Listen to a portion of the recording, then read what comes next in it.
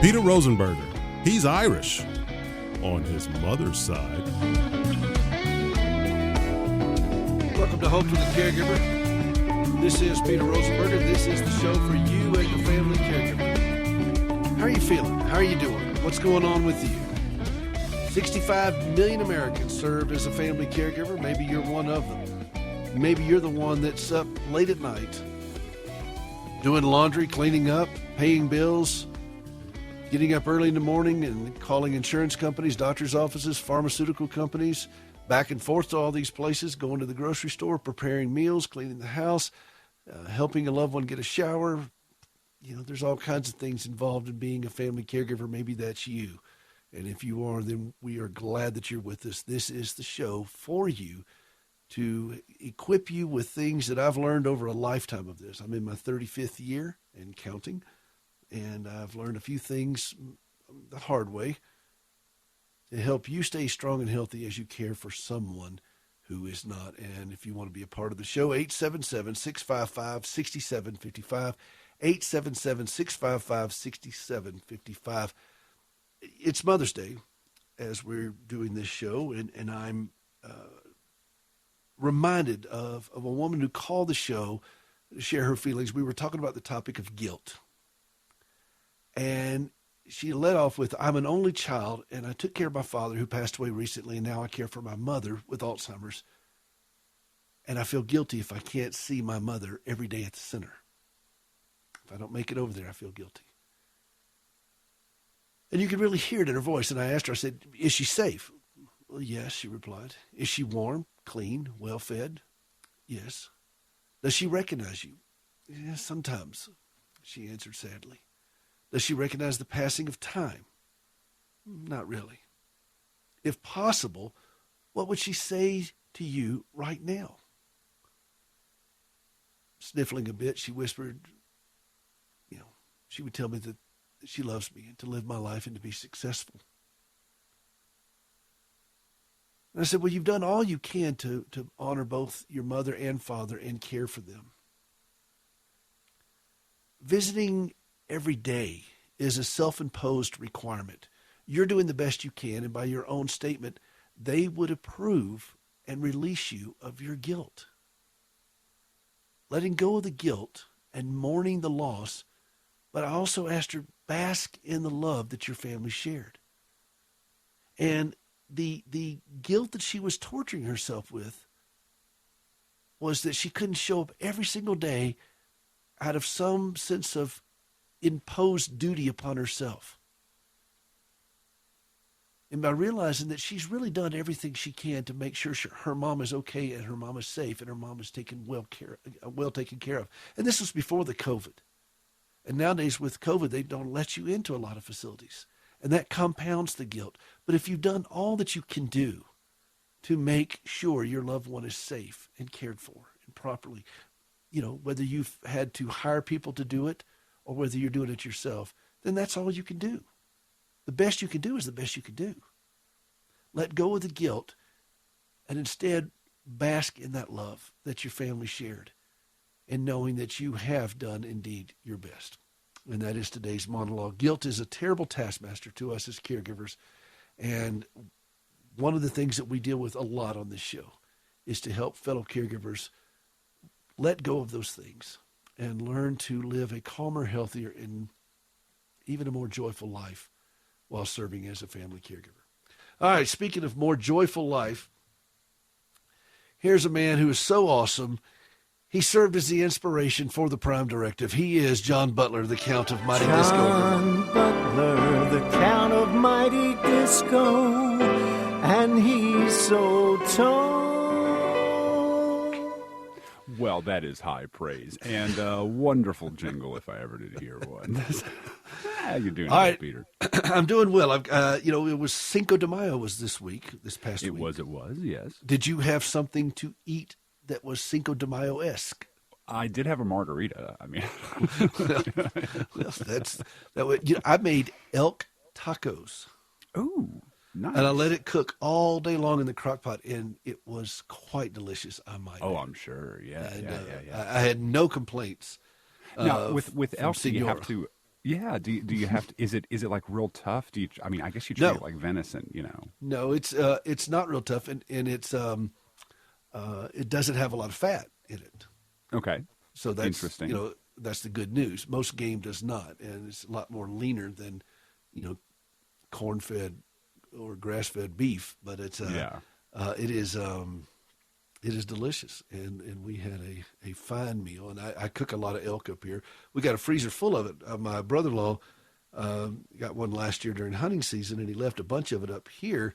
He said, "Now look, you guys eat this. Nobody else is going to eat it, so y'all." And I was like, "Okay." I make elk tacos, elk spaghetti, elk chili, elk stroganoff. So I've been eating a lot of elk. But here's something. Well, yeah, you get one of them, and you're like set for. Yeah, that's the whole point. And you're not buying beef every week at the grocery store. All right, what do you call, given this same topic of last week being Cinco de Mayo, what do you call a really awesome dessert, John? Oh, what do I call a really awesome dessert? Cheesecake. I don't know. Flantastic.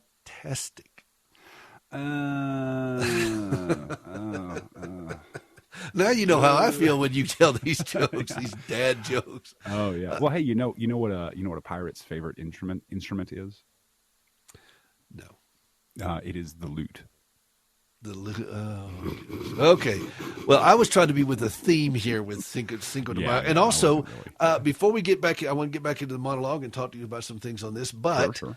I also want to acknowledge a milestone for this week. It will be our 8th year completed together. 8 years. What do you know? All right. Do you remember when we first started back in May of 2013? I mean, I really try not to, but It was that was our first foray together in radio, and I'd been on the air about 8 months prior to that, and then connected up with you, and it was just you've been a tremendous teacher through this and mentor. I came convinced and understanding the message of what I wanted to do and why I wanted to do it. But to be able to do this in this medium, you have been a tremendous help. So thank you for that, and happy 8-year anniversary to our show. oh, back at you. Thank you, Peter. All right, let's go back to this opening topic of guilt. And actually, I want to throw out a sentence to you, and I'd like to hear your thoughts on this. And Okay. it is directly related to what we talked about. When pragmatism collides with an emotional promise. Oh, Now, this is always in the context of the caregiver, not a covenant relationship in marriage, emotional promise and pragmatism. It's in the relationship with the caregiver, because a lot of people, and I'm finding this over and over, I heard this even last night, they're making deathbed promises to a loved one that they're going to do such and such for the surviving members. And pragmatically, that is just not feasible at times. Sometimes it can be done, but for the most part, it cannot be, at least the way it's envisioned. And they're doing this for a promise that was made 10, 15, 20, 30, 40 years ago. Yeah. And all of a sudden, they're berating themselves without mercy to live up to a promise they made. What are your thoughts on that? well, those promises. Oh wow, it's real. What I want to do is I want to give the emotion and the event that spawned this the appropriate amount of reverence that it deserves. Making a promise to somebody when their days or hours or minutes away from death is sometimes a very good thing. And if it's something like, hey, we'll have spaghetti dinner at least once a month or something like that, that's fine. Obviously this is not that sort of thing, but there's a lot of stuff that happens between the time, if it's like 10, 20 years ago, especially, there's a lot of things that happen that the loved one to whom the promise was made is not available to witness, to see all that. And I need more of an example, I guess, to speak. Well, more specifically in on this it. But particular yeah, case, go ahead. This woman, not the woman I was referring to in the monologue, but this other, I heard this even as of last night, made a promise to her mother that she would take care of her brother. But the brother situation has deteriorated significantly to the point where it's crippling this woman. Yeah. But she's white knuckling it all the way through it. That is really rough. And what I would say in situations like that, well, there's always all those clauses that are unspoken when you're making a promise like that. You're going to make you say, I will take care of my brother to the best of my ability, or as long as possible, because if we cannot save everyone, we are physically unable to do so. It's like saying, well, I'm going to go out and I'm going to be the first person on Mars or something like that. Like that's, there's a limited amount of ability that we have there, and everybody knows that, whether they speak it in the moment to themselves or others. That guilt can be difficult to get over, and it's not going to happen immediately. But I would try to, we talk about forgiveness, and forgiveness being taking your hands off of somebody else's throat. Well, we need to forgive ourselves a lot too, and that's what guilt is. And being able to give ourselves that grace. Yeah. In this particular case, this woman, this was all self-imposed. Oh yeah. There's nobody forcing this. Why? But the situation, the landscape changes.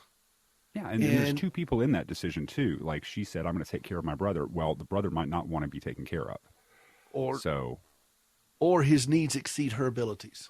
Correct. And when that happens, what does that look like? And so what I hope on this show that we're able to do is have a meaningful dialogue and discourse about this, so that we can at least put it out and give it some air, the conversation some air, because a lot of these conversations are kept in the exclusive world of internal conversations. When you're late at night and laying in bed and you're having this, replaying these tapes over and over and over and over and over. This is what I got to do. This is what I got to do. This is what I said I was going to do. Did you ever see Lonesome Dove? I did not know. There's a scene, Lonesome Dove is one of my favorite Westerns. And Captain Call and Augustus McCrae, played by Tommy Lee Jones and Robert Duvall. And they're both longtime friends, Texas Rangers. And I won't give anything away. Yes, I will. But this is a spoiler. So if you haven't watched it and you think you're going to, just deal with it. I'm going to spoil it. But towards the end of the movie, Robert Duvall's character, Augustus McCrae, gets injured. He ends up losing a leg, but not before the poison sets in, and he really needed to lose both of his legs in order to do it, but he wouldn't let him amputate the other leg, and the poison's taken over, and he's going to die. It's inevitable. And these are lifelong friends, and he looks at Tommy Lee Jones's character, Captain Call, who's stubborn and hard-headed and all this stuff. Yeah, and he said, all right, I'm going to give you one last gift. And he wants him to take his body back. They're in Montana. They drove a cattle all the way to Montana. That's why I like this movie, because I'm out here in Montana.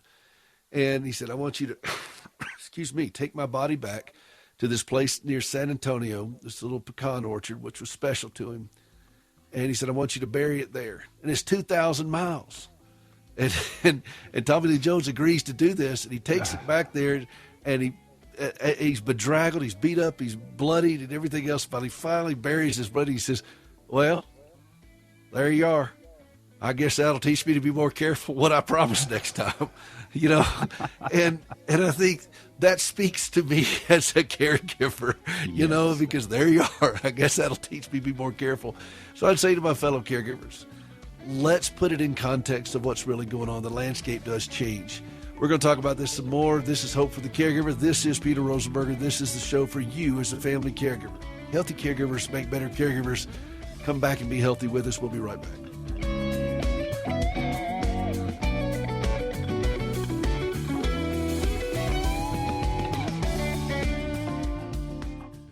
Have you ever struggled to trust God when lousy things happen to you? I'm Gracie Rosenberger, and in 1983, I experienced a horrific car accident leading to 80 surgeries and both legs amputated. I questioned why God allowed something so brutal to happen to me, but over time, my questions changed, and I discovered courage to trust God. That understanding, along with an appreciation for quality prosthetic limbs, led me to establish Standing with Hope. For more than a dozen years, we've been working with the government of Ghana and West Africa, equipping and training local workers to build and maintain quality prosthetic limbs for their own people. On a regular basis, we purchase and ship equipment and supplies, and with the help of inmates in a Tennessee prison, we also recycle parts from donated limbs. All of this is to point others to Christ, the source of my hope and strength. Please visit standingwithhope.com to learn more and participate in lifting others up. That's standingwithhope.com. I'm Gracie, and I am Standing with Hope.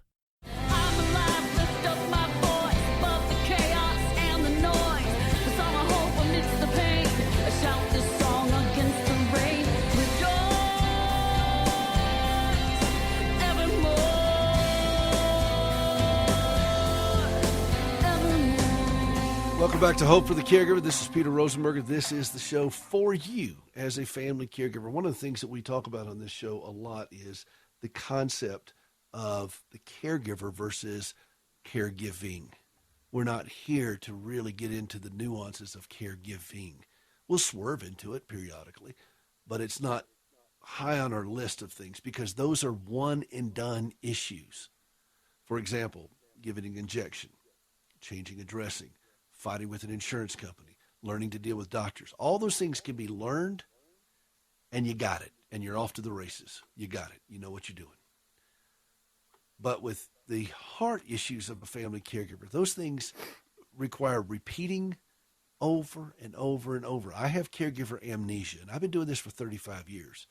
If I have caregiver amnesia, I'm pretty sure I'm not the only one.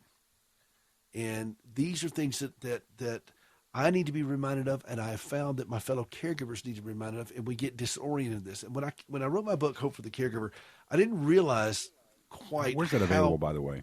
Oh, it's available wherever books are sold. Thank you. And the audiobook. It's on Amazon through Audible. It's but wherever books are sold, you can get this book. But when I came up with this thing, okay, what is the publisher said, well, what are we going to say to caregivers? What do you want to say? And as I wrote this, I was thinking about what would I say to myself, the younger version of myself, and I came up with this concept called the Fog of Caregivers, because I thought, what do caregivers struggle with the most? And I landed on the place that we struggle with fear, we struggle with obligation, we struggle with guilt, the Fog of Caregivers.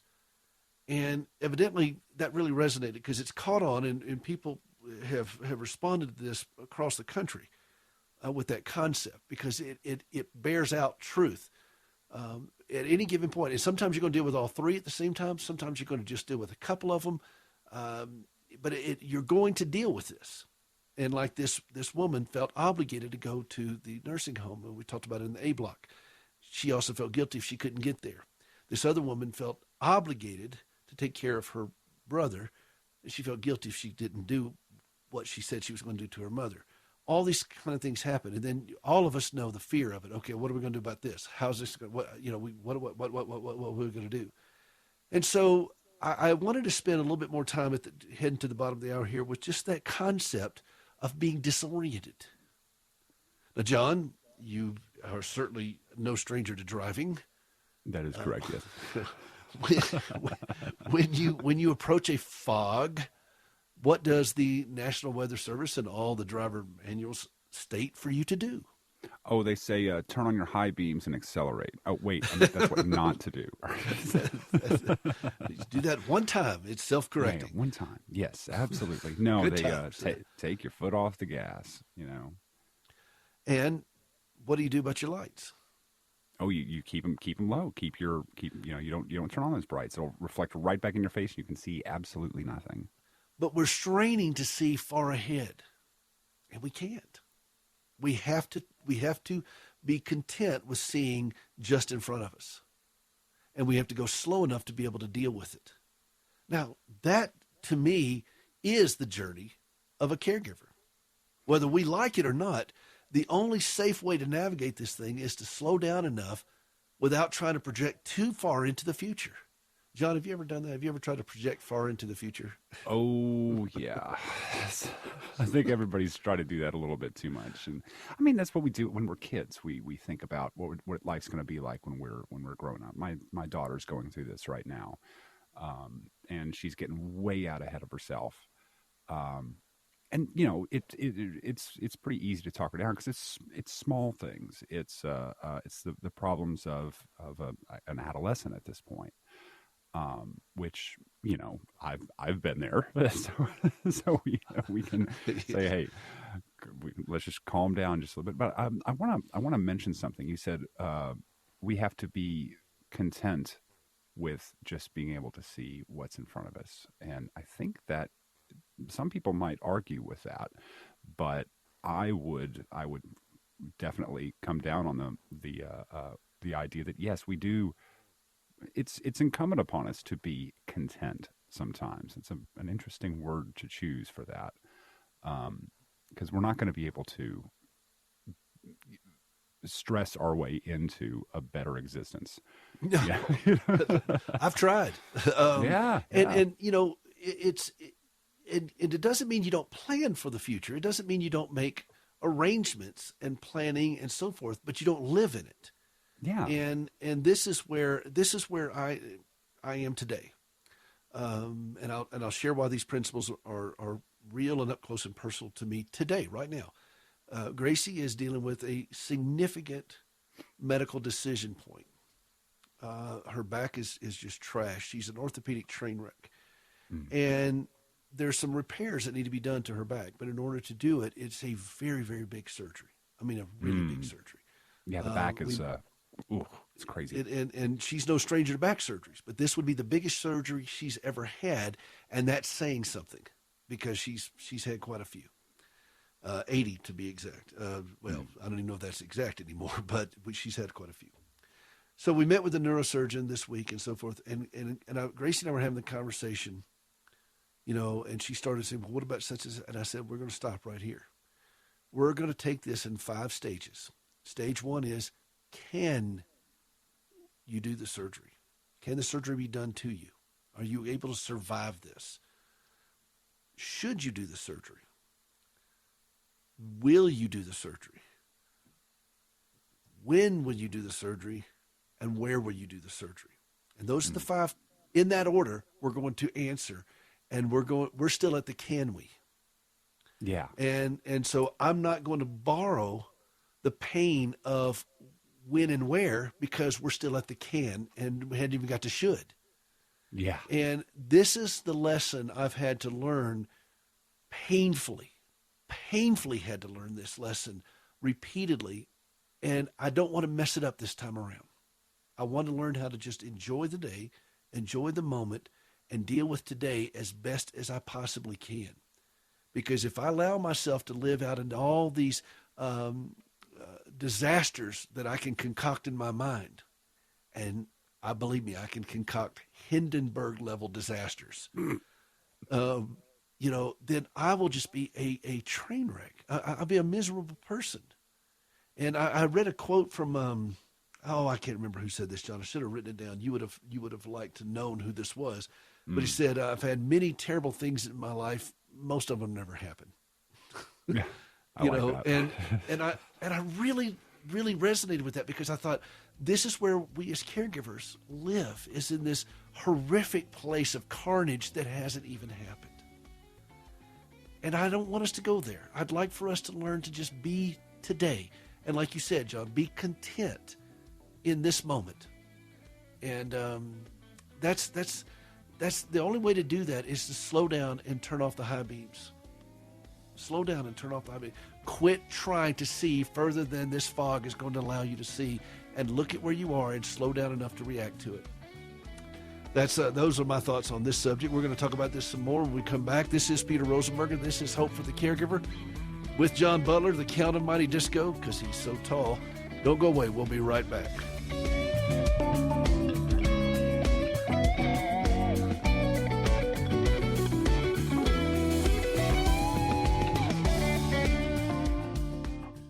Hey, this is Peter Rosenberger. Have you ever helped somebody walk for the first time?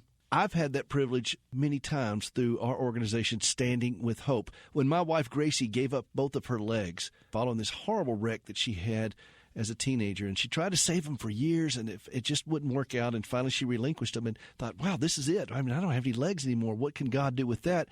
And then she had this vision for using prosthetic limbs as a means of sharing the gospel, to put legs on her fellow amputees, and that's what we've been doing now since 2005 with Standing with Hope. We work in the West African country of Ghana, and you can be a part of that through supplies, through supporting team members, through supporting the work that we're doing over there. You could designate a limb. There's all kinds of ways that you could be a part of giving the gift that keeps on walking at standingwithhope.com. Would you take a moment to go out to standingwithhope.com and see how you can give?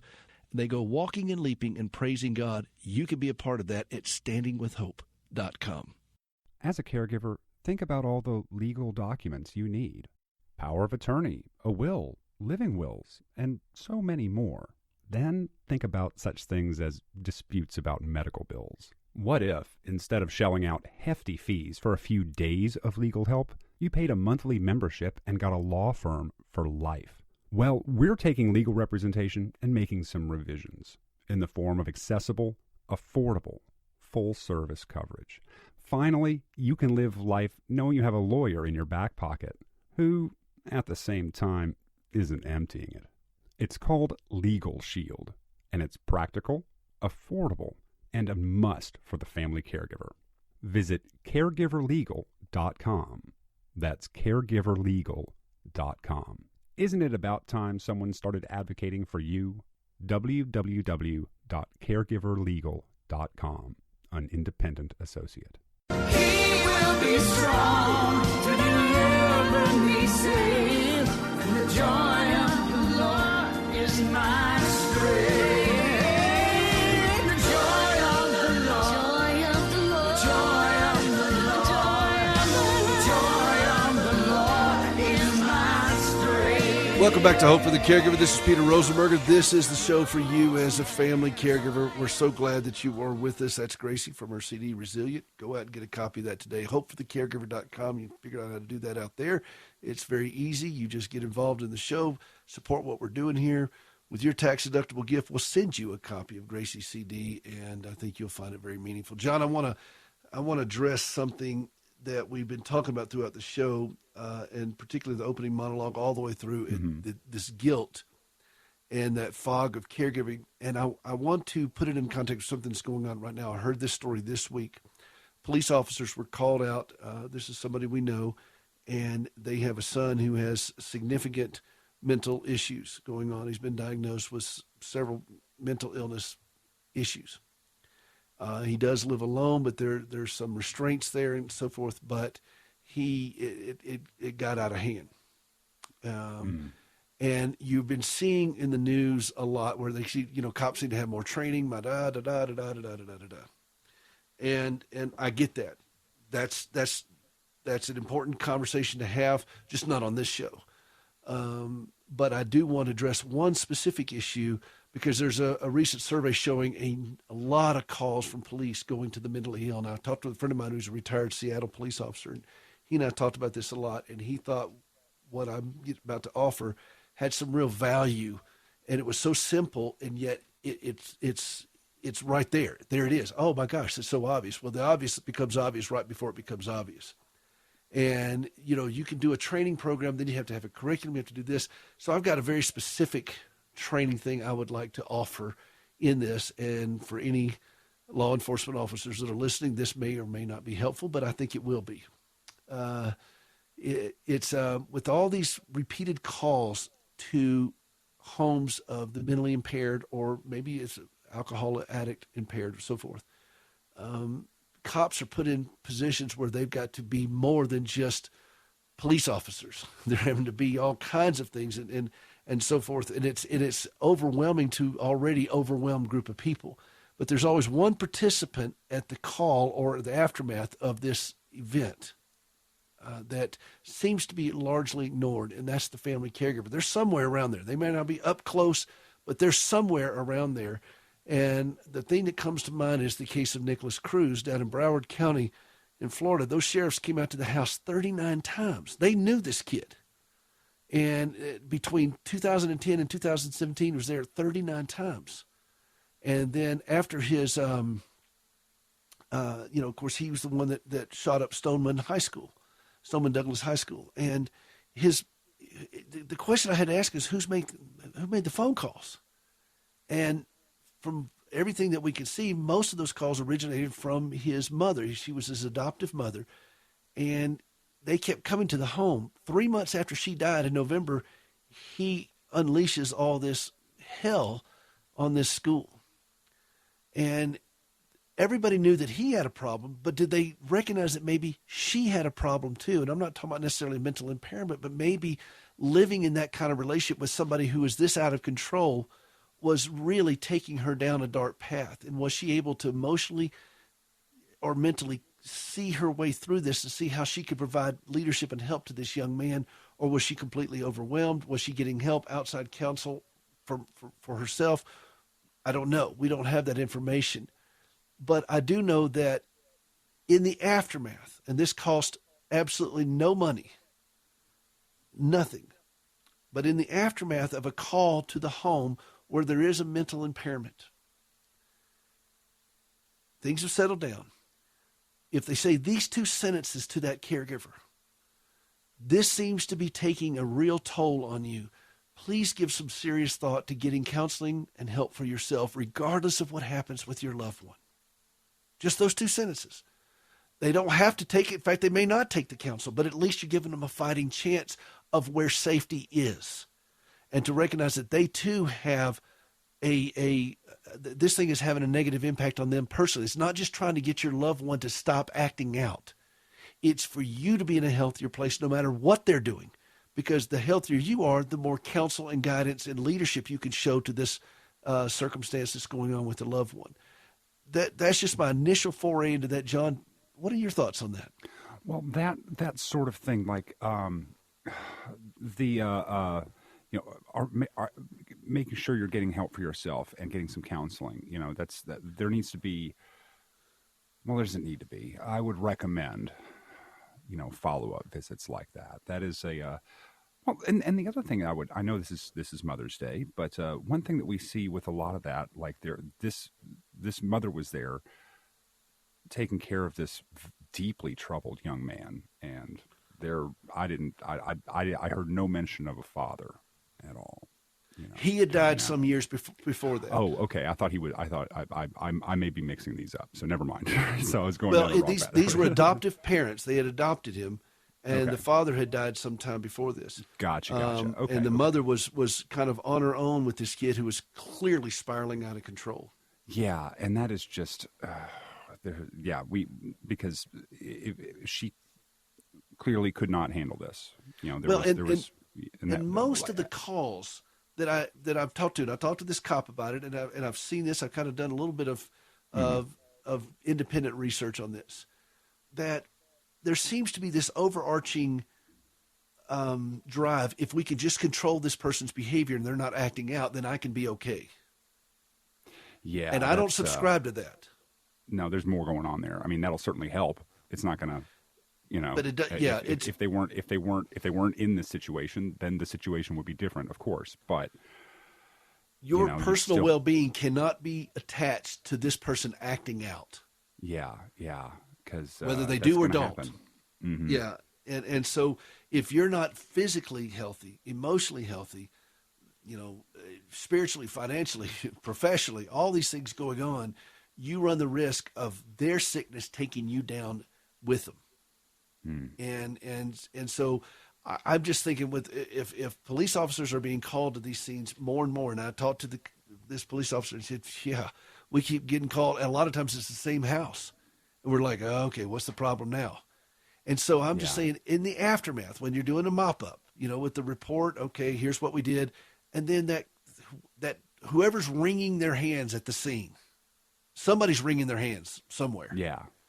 And whoever's doing that, just turn to them and say those 2 sentences. This seems to be taking a real toll on you. Please give some serious thought to getting counseling and help for you, no matter what happens with them. And That in itself, it costs nothing to say that. There is no fiscal note attached to that. Yeah, and it's very difficult to do because they are not the focus of this call. They're not the one that they may be the reason that they finally that somebody made a call, but they're not the reason that the call was made. But they can play a huge part in providing leadership for this loved one. If they're not wringing their hands anymore and they're in a strong and healthy place, then they're in a much better situation to help this troubled loved one get to the help they need. Right, and it will mean less calls for the police, and I'm sure they would like that too. You quite possibly, enlist a healthier ally in addressing this growing problem. So my thoughts for today, we'll talk about that. How about we just open this up with another show on this topic, John, because I think this is not going to go away, but we'll talk about it some more. Healthy caregivers make better caregivers. That's the principle. This is Peter Rosenberger, hopeforthecaregiver.com. This is John Butler, and I produce Hope for the Caregiver with Peter Rosenberger. Some of you know the remarkable story of Peter's wife, Gracie, and recently Peter talked to Gracie about all the wonderful things that have emerged from her difficult journey. Take a listen. Gracie, when you envisioned doing a prosthetic limb outreach, did you ever think that inmates would help you do that? Not in a million years. When you go to the facility run by Core Civic and you see the faces of these inmates that are working on prosthetic limbs that you have helped collect from all over the country that you put out the plea for, and they're disassembling. You see all these legs, like what you have, your own prosthetic and legs. Arms, too. And arms. Everything. When you see all this, what does that do to you? Makes me cry because I see the smiles on their faces, and I know what it is to be locked someplace where you can't get out without somebody else allowing you to get out. Of course, being in the hospital so much and so long.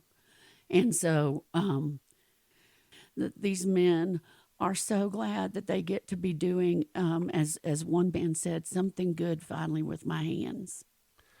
Did you know before you became an amputee that parts of prosthetic limbs could be recycled? No, I had no idea. I thought of peg leg. I thought of wooden legs. I never thought of titanium and carbon legs and flex feet and sea legs and all that. I never thought about that.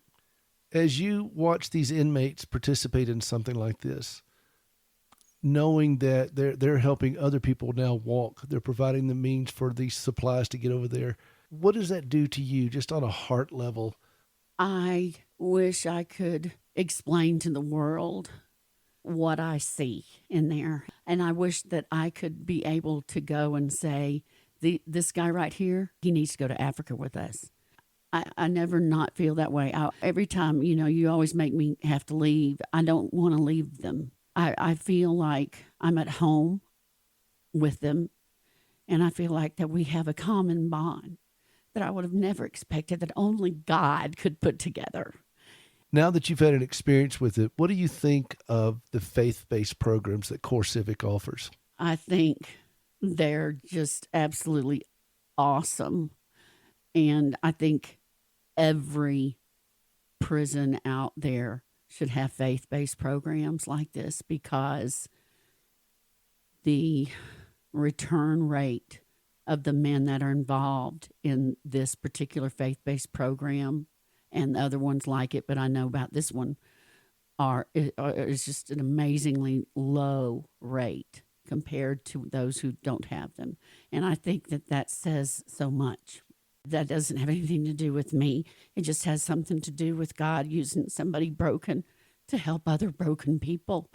If people want to donate a used prosthetic limbs, whether from a loved one who passed away or, somebody who outgrew them, you've donated some of your own for them to do. How do they do that? Where do they find it?